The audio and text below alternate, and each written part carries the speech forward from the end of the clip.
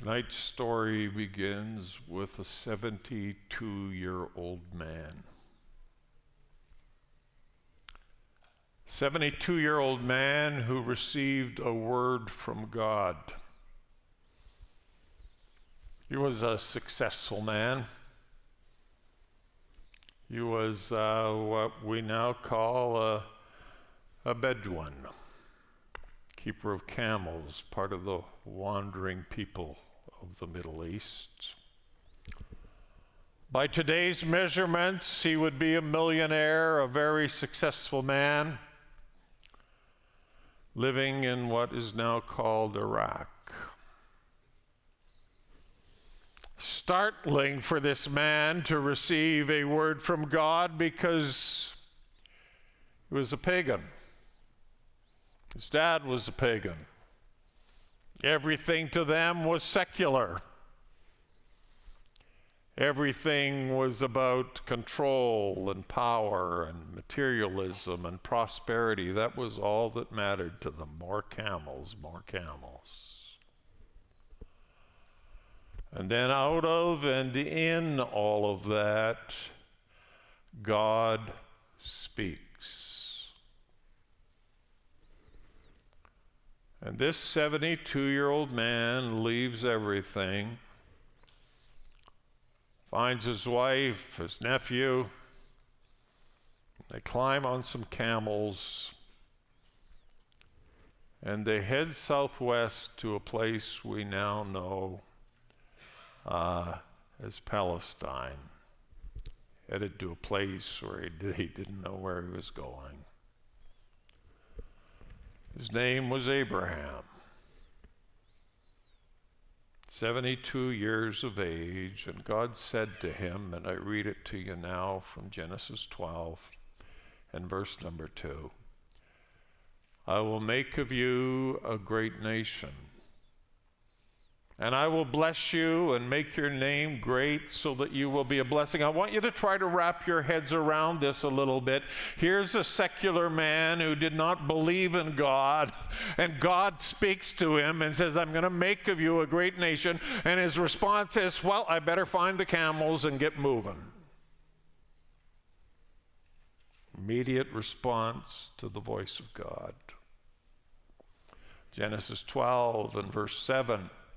The Lord appeared to Abraham and said, to your offspring I will give this land. So he built there an altar to the Lord who had appeared to him. Lord has plans for Abraham. Genesis 17 and verse number 8. I will give to you and your offspring after you the land of your sojournings, all the land of Canaan for an everlasting possession, and I will be their God. God put his hand on a secular pagan man and called him to Palestine and said, I'm going to make a great nation of you. Family tree at the start is pretty simple. His father's name was Terah. Dad is Abraham. That's all we've been introduced to so far. And Dad's wife was Sarah. Fast forward 14 years. We're going to have to fast forward 14 years twice tonight, but fast forward 14 years. And there's this promise that, back off that slide just for a second. There's this promise that Abraham and Sarah were going to have children. How else can you have a great nation? And yet there's no child yet. So Sarah came up with an idea. She said, Abraham, we got this slave girl here, Hagar. Why don't we kind of help God fulfill his promise here, and why don't you go sleep with her? Abraham thought about it and went along with the idea, and Hagar conceived. And out of that was the guy born who we're talking about tonight, Ishmael. So add what happened here now. Abraham is joined by Hagar, who's really just a servant in the house. And out of that is born, and on the screen he's called me because that's who we're talking about tonight, Ishmael. Ishmael is born. Genesis 16 and verse number 16. Abraham was 86 years old when Hagar bore Ishmael to Abraham. So he arrived in Palestine or left Iraq when he was 72. 14 years later, Ishmael is born to Hagar. Now, fast forward again for another 14 years. Genesis 17, 15 to 18, we read this. God said to Abraham, "As for Sarah, your wife, you shall not call her name Sarah, but Sarah shall be her name. I will bless her, and moreover, I will give you a son by her. I will bless her, and she shall become nations. Kings of peoples shall come from her." Then Abraham fell on his face and laughed and said to himself, "Shall a child be born to a man who's 100 years old? Shall Sarah," she's 90, God. I'm 100, she's 90. Get this straight here, 190. Sarah is 90 years old. She's going to bear a child? Abraham said to God, let's just let Ishmael live before you. Says, let's forget your plan, God. We got enough going here. Well, let Ishmael be the guy. Let Ishmael be the guy.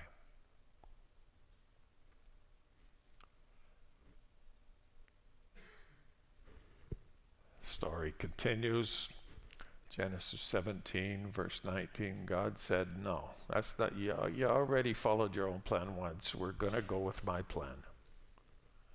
Sarah, your wife, shall bear you a son, and you shall call his name Isaac. I will establish my covenant with him as an everlasting covenant for his offspring after him." Enough of what you want, Abraham, enough of your own plans. We're doing it my way. No, Abraham. Promise is going to be through Sarah, and you shall call his name Isaac. Isaac is born a year later. Now, we've got a problem. Actually, Earth has a problem now, and it's affecting us today. Genesis 17 and verse number 20. The angel of the Lord said to her, as for Ishmael, I have heard you. Behold, I have blessed him and will make him fruitful and multiply him greatly. He shall father 12 princes, and I will make him into a great man. So we got a problem here. Isaac is going to have offspring. Ishmael's going to have offspring. There's going to be a great nation there. Chapter 17 and verse number 21. Let's read it. I will establish my covenant with Isaac, whom Sarah shall bear to you at this time next year. There is a problem coming here. There's a huge problem coming here. Genesis 25 and verse number 18. Genesis 25 and verse 18, is that coming up? If not, I'll just read it to you. Genesis 25. Yeah, they settled from Havilah to Shur, which is opposite Egypt in the direction of Syria. He settled there over against all his kinsmen. Verse number 18. Settled there with all of his kinsmen. And now, if we go down that chapter just a little bit, we discover that there's some real problems ahead of us. We get to the point where, now let's go backwards here a little bit and let's dig into the family tree a little bit more. Now let's go back. Go there. Show me the next slide. There. Oh, okay. Well, let's read that one then. Come, let us sell them to the Ishmaelites. So the reason I've got this up here, Ishmael becomes a very prominent group of people. So when Joseph is being sold,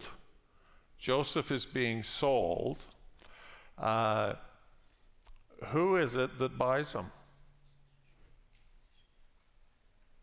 The Ishmaelites. So we've got Joseph, who's an Israelite, being sold to the Ishmaelites. The two major people groups now in Palestine, in Canaan, are the Israelites and the Ishmaelites. It's really, really, really a challenging time. Genesis chapter 12 and verse number 20. Let me get this out for you here. Genesis chapter 12 and verse number 20.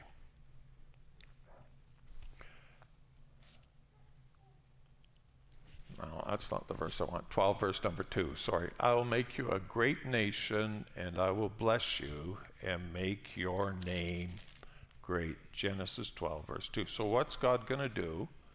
He's going to make out of his promise a great nation. That was God's plan. But what happened here?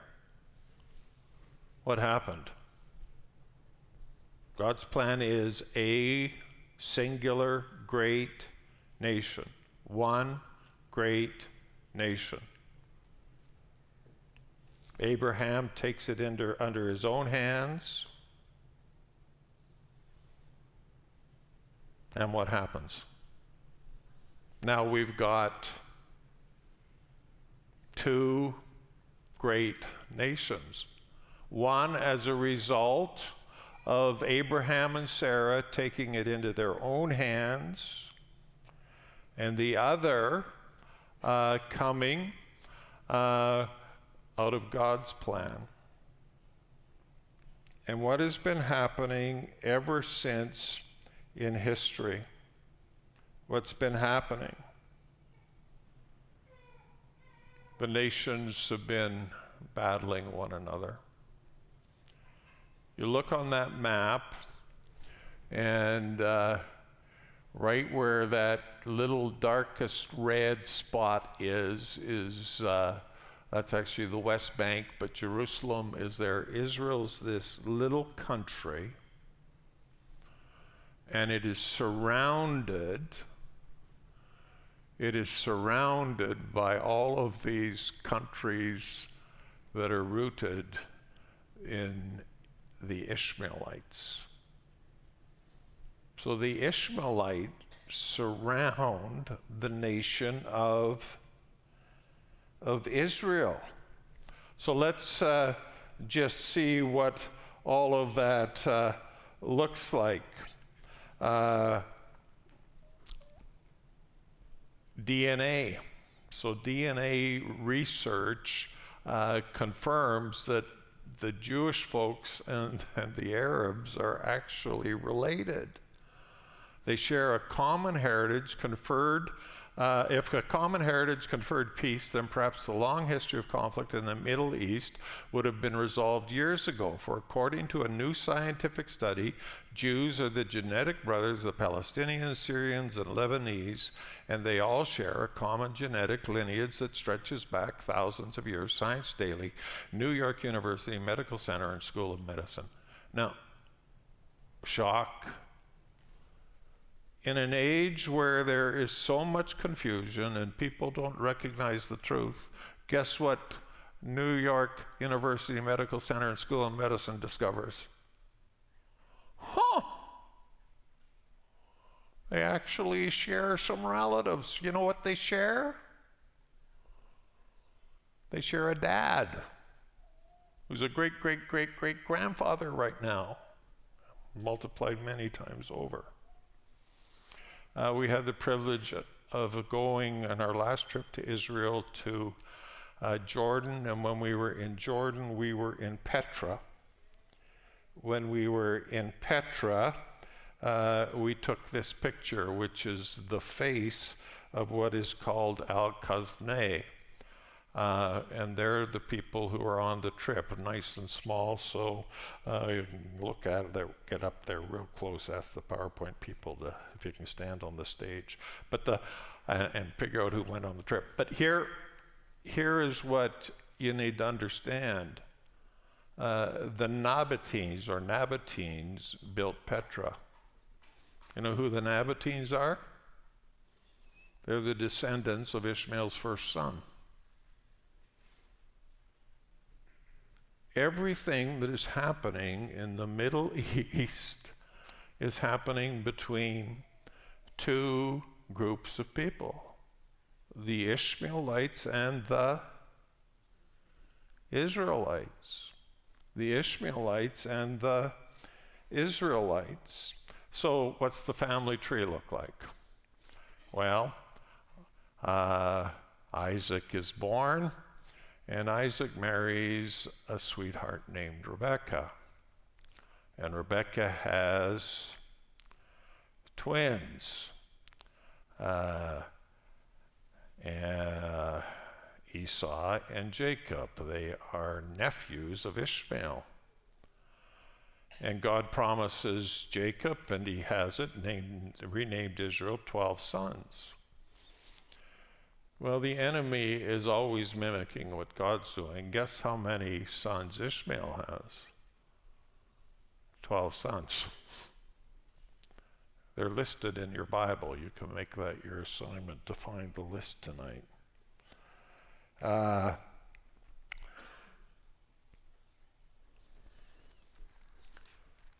And these 12 tribes of Ishmael have been fighting the tribes of Israel, particularly for the last 2,000 years. There was a time in Israel's history where it was often in history is referred to as Greater Israel, and Greater Israel has kings like King Solomon, King David. It's a pretty established place. Then the Romans take over that last century before the Christian era. Romans are leading Palestine when Jesus was around. After Jesus is crucified, the Jews are scattered and the Arabs moved in. The Israelites leave and the Ishmaelites move in. 570 AD, Muhammad was born. And not while he was alive, but really most of this happened after he died, but the Islam religion was established, and there are exceptions to this, of course, but the Islam religion is the major religion of the Arab people. And it continued to be under the control of the Ishmaelites until 1947, when after the Second World War, Israel gained control in what is called the War of 1947 and 48. 1967 Israel captured the Gaza Strip from Egypt and the West Bank from Jordan in the Six-Day War. It's amazing when you look back on your childhood, and the vast majority of it you can't remember. Do you all agree with that? It's a bit of a blur. But I remember the midweek night, Tuesday night, Calgary, Alberta, Mom and Dad coming home from prayer meeting, and all they could talk about was the end is here because now Israel has control of all of Palestine. They have the Gaza Strip, and they have the West Bank. So things are going that way pretty well. In 2005, the Knesset decided, just hold off on that last click, sorry. In 2005, the Knesset decided to get out of Gaza and let the Arabs control it. And in 2006, they elected the Hamas as a government. They are a democratically elected group of militant Arabs. Now moving forward to the story that we know so well and has been in the news every night. October 7th, 2023, Hamas launched an unprecedented, multifaceted, sustained assault on Israel from the Gaza Strip. 1,200 to 1,400 Israelis and foreign nationals were killed. 30 times more based on population than were killed in the attacks of 9/11 in North America, and you know how upset the Americans were by the loss they had. 30 times more in terms of population. And the war goes on. And it's all rooted in God's plan being diverted from building one nation to having, all of a sudden it became plural, nations in the promised land. I think the lesson more than anything from Ishmael's life is, friends, be very, very careful of trying to help God out. It's not going the way I want it to go, so I'm going to. Any of you ever done anything like that? I'm going to. And then you get back, or fast you look back on your life 10 years later, 12 years later, 14 years later, 30 years later, whatever. And you recognize the trajectory of your life changed because you took things into your own hands. Trust God's promises, friends. And even if you have to wait 14 years or 28 years for them to come to take place, rest and be assured of this. If God has said it, if God has promised it, it will come to pass. Rest in that. Abraham didn't rest. Sarah didn't rest. And look at where the world is today. So what do we take home from this?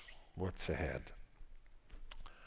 Well, the first thing we all need to be aware of is there will be terrible conflict in Israel during the end times.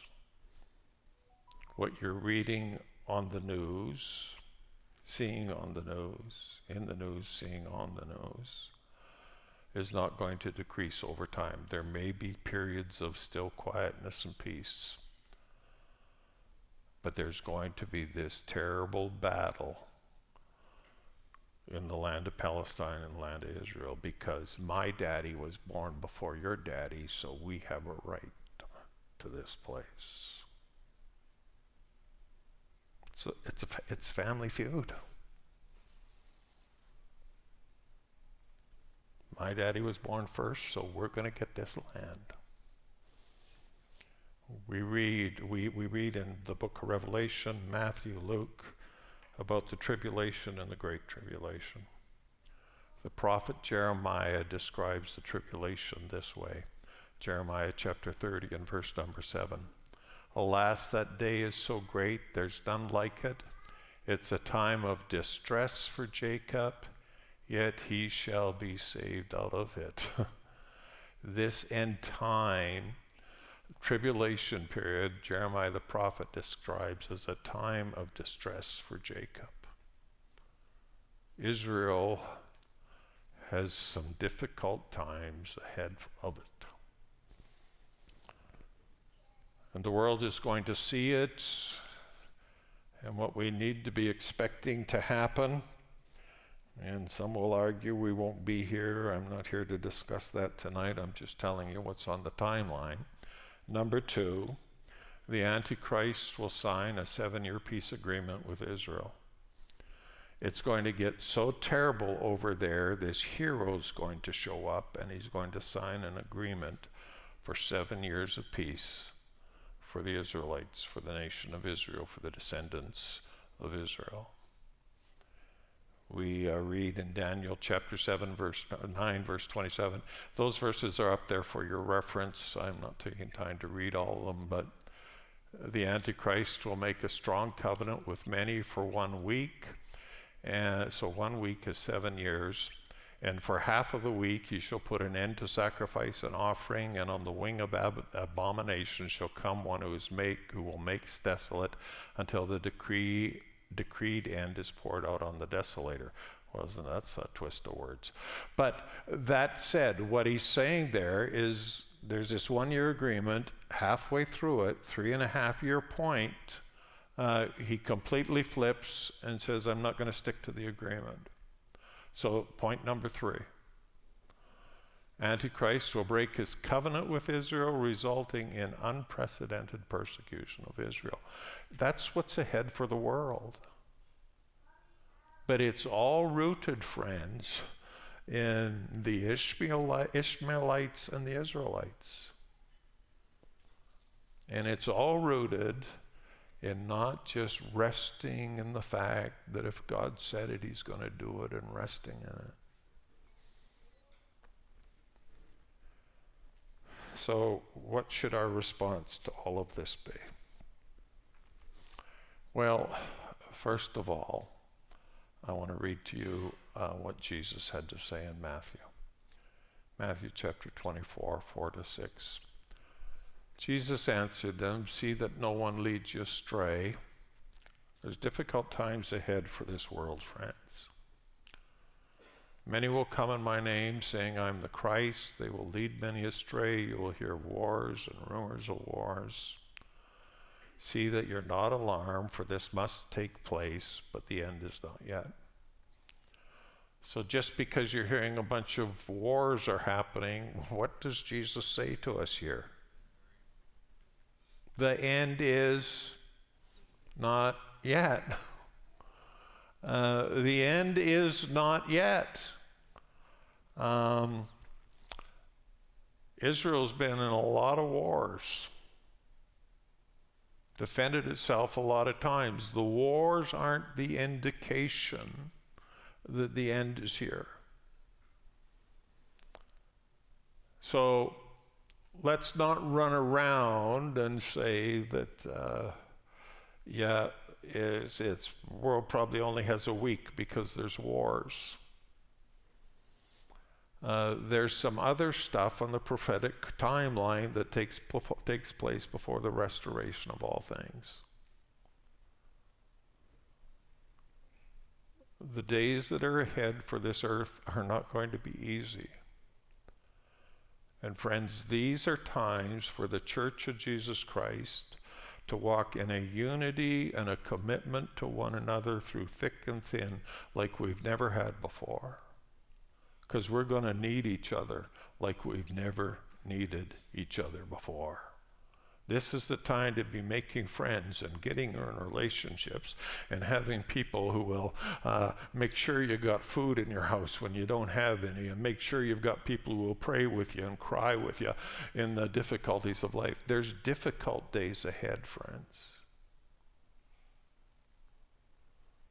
We need to be sticking together. And friends, we need to get into the Word and get rooted and established in the Word of God. Deeply established in the Word of God.